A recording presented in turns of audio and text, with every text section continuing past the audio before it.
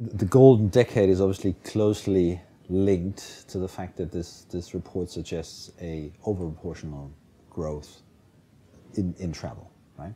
Now, the question is, where's this growth coming from? First of all, geographically speaking, a big portion, I mean, more than 40% is driven by the Northeastern Asian region, which is primarily obviously China. Yeah, and then we see obviously other growth areas or other areas which contribute to this growth, which is Southeast China, et cetera, et cetera. So this is where the major growth pockets are. And the question is, why is that happening? Why, yeah?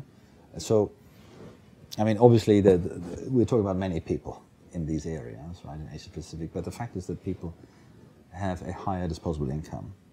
And we know that if you have a higher disposable income after you have sort of taken care of your basic needs, then one of the next needs is travel, people mobility, so they spend on mobility.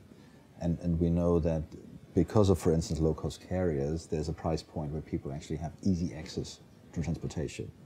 On the other hand, we see large-scale investments into airport infrastructure and in general into infrastructure in Asia Pacific. So it's driven by population growth, it's driven by the fact people have higher disposable incomes, and it's actually driven by infrastructure improvements, and maybe last but not least, it's about institutional stability.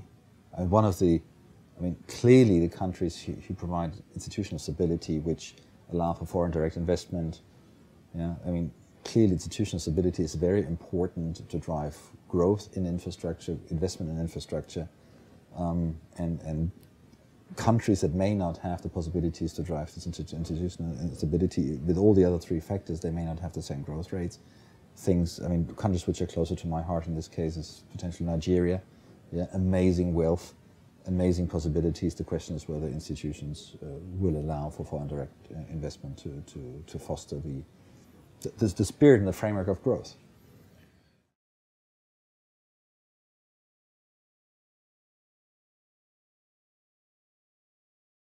Sort of one of the other major trends, yeah, which are in the report outside the geographical contributions of growth is the fact that full service carriers and low-cost carriers will converge. I mean, nothing new really for the Amadeus world and the Amadeus family. We know that, but it's an increasing trend. I mean, full service carriers have been extremely successful reducing cost. We see more and more part of the business operations put into different legal entities in order to compete head-to-head with the low-cost carriers. Clearly, what full-service carriers are looking for to participate in this large-scale growth in internationally. I think what this report suggests, not only on the hotel side but also on the air traffic side, is that international growth is bigger than is expected to be bigger than domestic growth. And by the way, we see it as well in the Amadeus. In the Amadeus system, yeah. I mean, today we see year over year we see a higher proportion of international bookings versus domestic and interregional, right? And this clearly supports the evidence given by this report.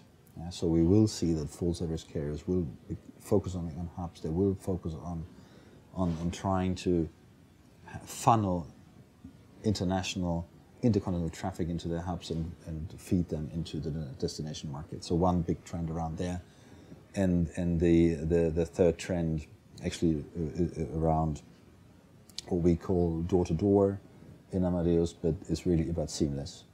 Right? On the one hand, infrastructure which would allow for seamless travel, meaning a traveler being able to change easily between different modes of transport, or different means of transport, and on the other hand, obviously, big opportunities for IT companies like Amadeus to be part of that. I think we see amazing possibilities today to supporting that trend by creating and using what we've put in place on the airport side with the airlines, so the check-in systems, but also with the airport IT that we are developing further, and allowing for, in future, seamless handover of travel information and real-time travel information between airlines, airport, distributors, which really will allow for travel counselors to take care of the individual traveler, specifically in the event of a service disruption. And then endless possibilities around mobile, upselling possibilities, contextualization. So I think this whole need for seamless and this whole need for reachable, so being reachable as a consumer is going to be a humongous driver of growth in the industry.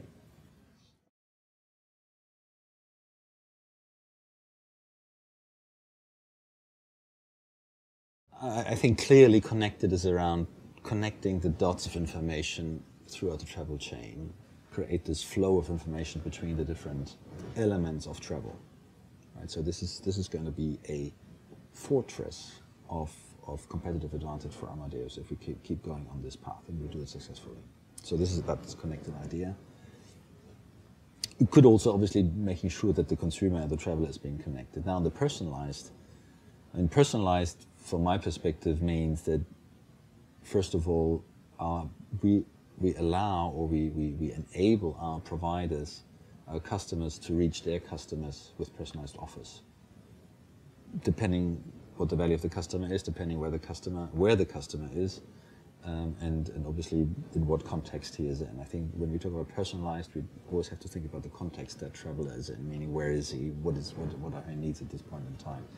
At the same time, personalized means that with the use of user-generated content as part of the search, for instance, we have the possibility to make much more tailored searches for individuals.